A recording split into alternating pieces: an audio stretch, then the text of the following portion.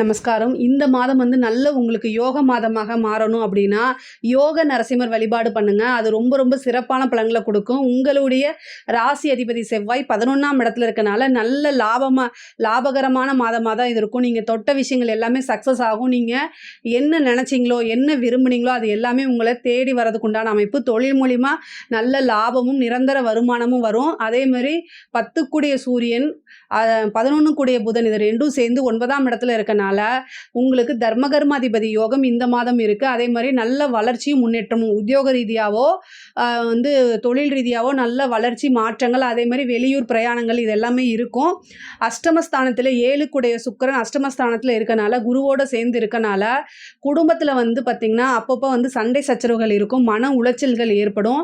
கணவனோ மனைவியோ ஒருவரைக்கொருவர் அனுசரித்து செல்லக்கூடிய மாதம் தான் இந்த மாதம். அதனால் அட்ஜஸ்ட் பண்ணி போங்க. உங்களுடைய வாழ்க்கை துணைவருக்கு, அதாவது கணவனாக இருந்தாலும் சரி, மனைவியாக இருந்தாலும் சரி, மருத்துவ செலவோ அல்லது சர்ஜரி கண்டமோ இருக்குது. அதனால் கவனமாக இருந்துக்கணும்.